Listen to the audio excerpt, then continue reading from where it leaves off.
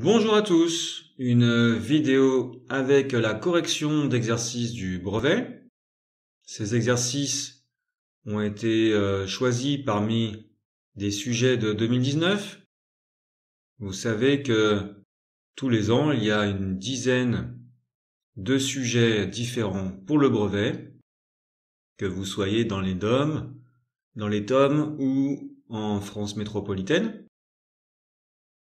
Donc ici, vous avez une sélection de 5 exercices corrigés sur le thème de la géométrie. Voici les énoncés. Alors comme d'habitude, je vous conseille de mettre la vidéo sur pause et d'essayer de faire ces exercices tout seul avant de regarder la correction. C'est le meilleur moyen de bien vous entraîner et donc de bien vous préparer à l'examen. Voici l'énoncé de l'exercice 5.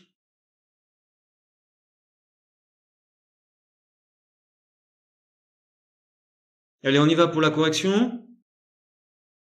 Un petit rappel, dans la description de la vidéo, vous avez des liens qui vous permettent d'accéder directement à la correction d'un exercice en particulier. Premier exercice. On nous demande de démontrer que le triangle AEF est rectangle en E. Donc j'ai reporté les données de l'énoncé sur la figure. Eh bien, on va voir si on peut appliquer l'égalité de Pythagore. Le grand côté de ce triangle, c'est AF. AF vaut 10. On le met au carré. AF au carré, ça fait 100. Maintenant, les deux petits côtés, c'est AE qui est égal à 8. EF égale à 6. On les met au carré et on les ajoute. Ça fait 8 au carré plus 6 au carré. Et on trouve 100. On trouve le même résultat pour AF carré et AE carré plus EF carré. Conclusion. Eh bien, on retrouve l'égalité de Pythagore. Et le triangle est bien rectangle en E. Deuxième question, en déduire une mesure de l'angle EAF. Alors comme notre triangle AEF est rectangle, eh bien on va pouvoir utiliser la trigonométrie. Alors vous avez les longueurs des trois côtés, donc vous avez le choix. Là, voilà, j'ai utilisé le cosinus. Côté adjacent sur hypoténuse, donc 8 sur 10. Voilà, ce qui fait 0,8. Pour revenir à l'angle, eh bien, on fait le cosinus moins 1 ou arccos. Et on trouve un angle EAF environ égal à 37 degrés. Question suivante, est-ce que les droites EF et RT sont parallèles? Eh bien, on va prendre en considération le point A, qui est à l'extérieur de ces deux droites, et puis comparer des rapports de longueur pour voir si éventuellement ils sont égaux, et dans ces cas-là, on aura une configuration de Thalès. Alors on y va. Le premier rapport, on fait petit côté sur grand côté, donc AE sur AR, ce qui fait 8 sur 12, environ 0,67. Deuxième rapport, petit côté sur grand côté, AF sur AT, on trouve 10 quatorzièmes, et là environ 0,71. Alors même si on a donné des arrondis, on voit qu'ils sont quand même très différents.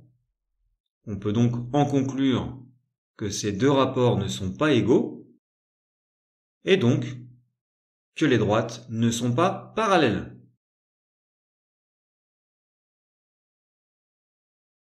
Exercice 2. Alors on a une figure ici avec des données. Première question, montrer que la mesure de l'angle TSR est 60 degrés. Alors, on va se placer dans le triangle TSR, qui est rectangle, en T. On a besoin de la mesure d'un angle dans ce triangle et on a deux côtés. On applique donc la trigonométrie. Quels sont ces côtés? Eh bien, ces côtés adjacents et hypoténuse. C'est donc le cosinus. Cosinus de TSR, ST sur SR. On remplace par les valeurs, 14 sur 28, 0,5. Et maintenant, vous faites le arccos ou le cos moins 1, ce qui nous donne un angle TSR égal à 60 degrés.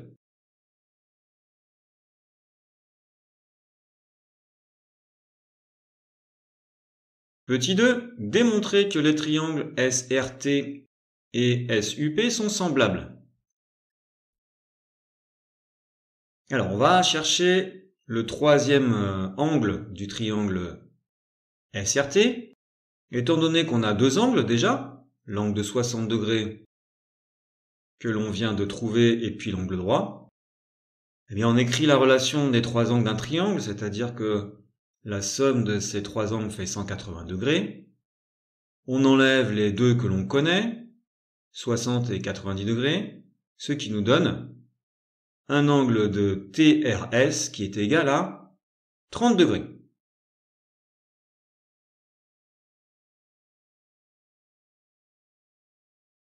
Alors pour le deuxième triangle SUP, qu'est-ce qu'on a?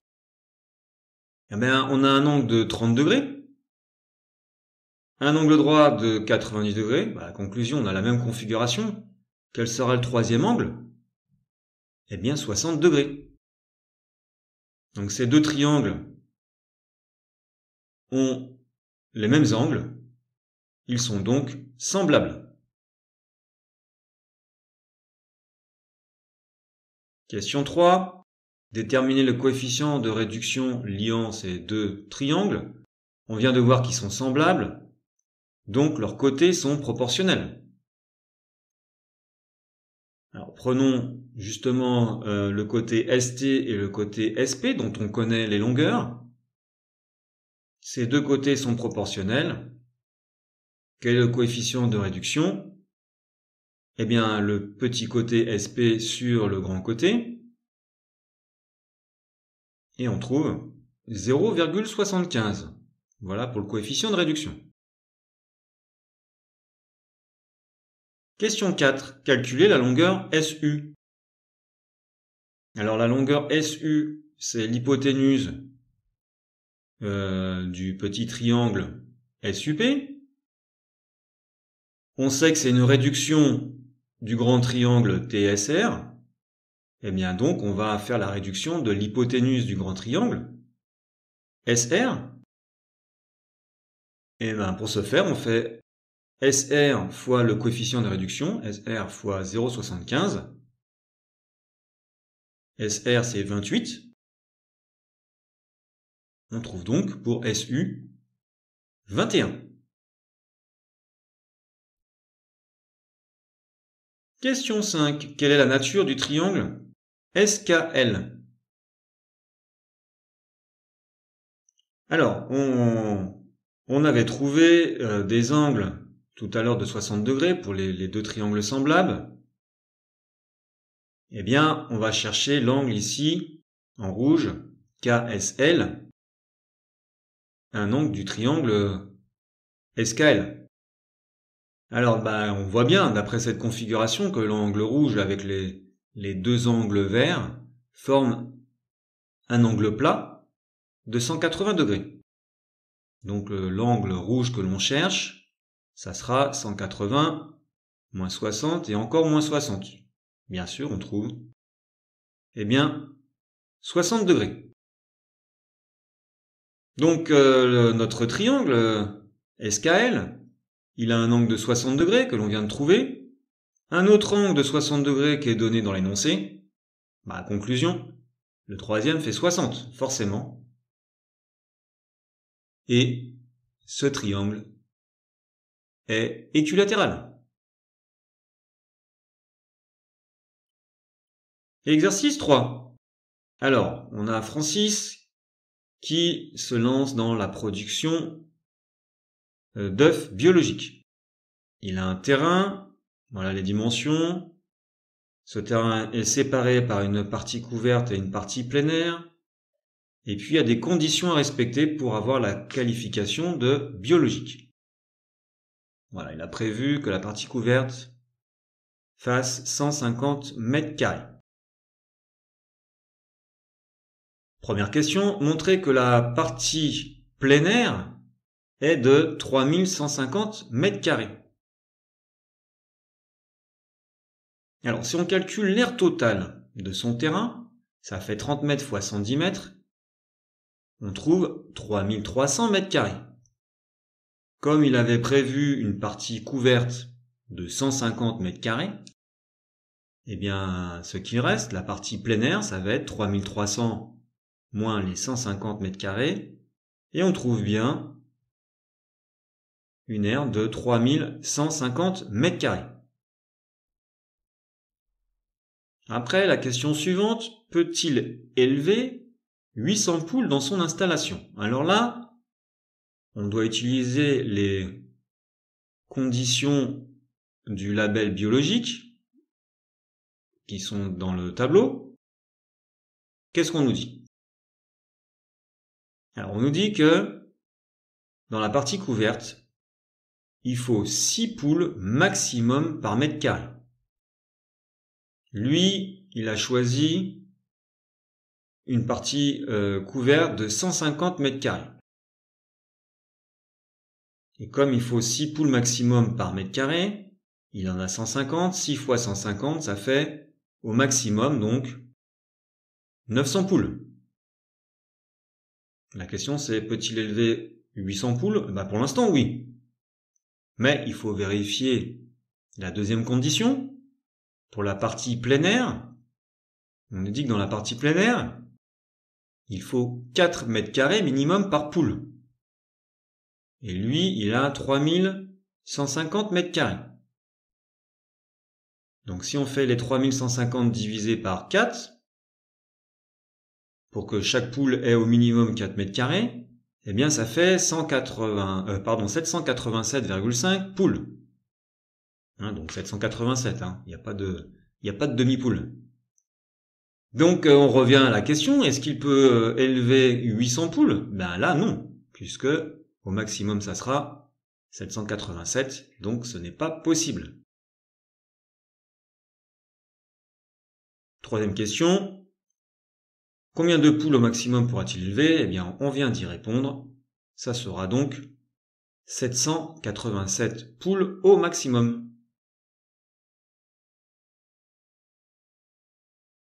Exercice 4. Alors on a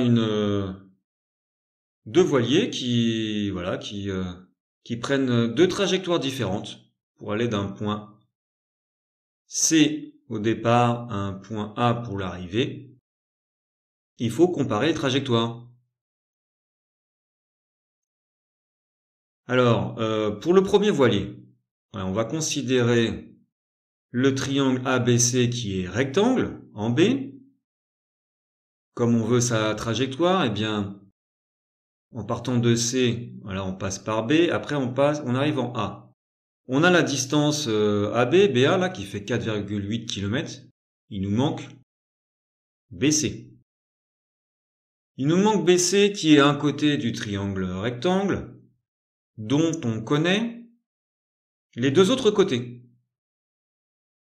Eh bien, on va pouvoir utiliser l'égalité de Pythagore. L'hypoténuse, c'est AC, qui fait 5,6 km. Donc, le côté BC que l'on cherche, eh bien, on va le trouver avec cette égalité. BC carré égale le grand côté, l'hypoténuse AC au carré, moins le troisième côté, AB carré.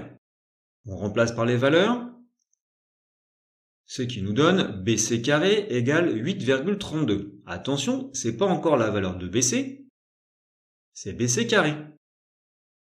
pour se débarrasser du carré, eh bien on fait racine carrée. Donc racine carrée de 8,32 et on trouve BC environ égal à 2,9 km. Maintenant on peut faire le trajet total, le parcours total du premier voilier. Donc 2,9 plus 4,8, ce qui fait 7,7 km. Pour le deuxième voilier, on va considérer le triangle ADC, qui est rectangle en D. Et là, par contre, eh bien, on n'a aucune longueur, hein. Enfin, pour la trajectoire du voilier, on n'a pas CD et on n'a pas AD. Mais qu'est-ce qu'on a? Eh bien, on a l'hypoténuse, AC, 5,6, et puis on a un angle, l'angle C qui vaut 24 degrés. Donc, on va pouvoir utiliser de la trigonométrie. Alors, premier côté, CD. CD, c'est le côté adjacent à l'angle. Et puis, on a l'hypoténuse. Adjacent, hypoténuse, c'est donc le cosinus. Voilà, on remplace. On a cos 24 qui est égal à CD divisé par 5,6. Nous, on veut récupérer CD. Ici, il est divisé par 5,6. Hein, c'est comme une équation. On va multiplier par 5,6. D'où CD égale cos 24 fois 5,6. Ce qui nous donne, pour la longueur CD, environ 5,1 km. Maintenant, on va chercher à calculer AD. AD, cette fois, c'est le côté opposé à l'angle 24 degrés. On va utiliser encore l'hypoténuse, AC. Donc, opposé hypoténuse, le sinus. Voilà, sinus de 24 égale à AD sur 5,6. Comme tout à l'heure, on se débarrasse du 5,6 en faisant fois 5,6. Et on trouve AD environ égal à 2,3 km. Bien, et bien on peut calculer maintenant la trajectoire totale du deuxième voilier, ce qui nous donne 7,4 km. Donc ce voilier a parcouru une distance moins importante que le premier voilier qui était de 7,7 km. Exercice 5. Alors là, on a un moulin, comme ceci, voilà, avec donc des rectangles. La première question, c'est quelle transformation permet de passer du rectangle FGHI au rectangle PQRS?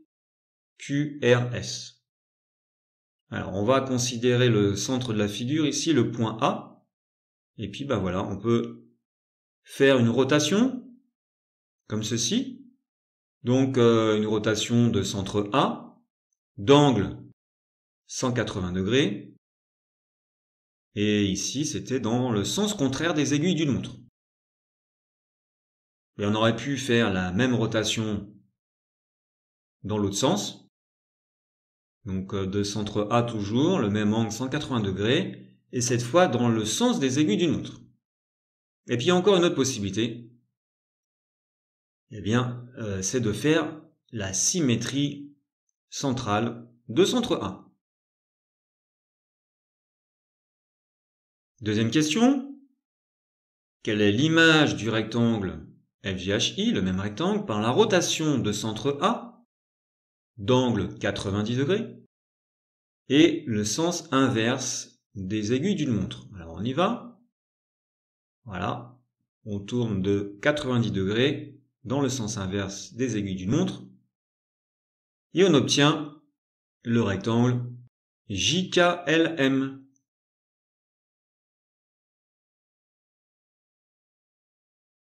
Troisième question. Alors, je fais un zoom sur cette partie-là, et on nous demande de justifier. Alors là, déjà, on met les données de l'énoncé. Et la première question, donc justifier que les droits DC et VB sont parallèles. Alors, le quadrilatère BCDE est un rectangle, donc DC et EB sont parallèles. Ensuite, on a le point V qui appartient au segment EB, donc on en conclut que DC et VB sont parallèles. J'ai représenté que les segments, mais voilà, c'est pour bien comprendre que on a pu répondre à cette question à l'aide du rectangle et du fait que V appartienne à un côté EB. Question suivante, calculer DC. Eh bien, on vient de prouver le parallélisme de DC et VB. Et on voit une configuration de Thalès avec le point A à l'extérieur. Ça va nous permettre de calculer DC. On écrit le théorème de Thalès. Voilà, on utilise les données de l'énoncé. Et puis, on va prendre les deux premiers quotients. Et à l'aide d'un produit en croix, comme ceci, DC fois 10 égale à 4 fois 30, eh bien, on va pouvoir trouver DC. Ça nous donne DC égale 12 cm.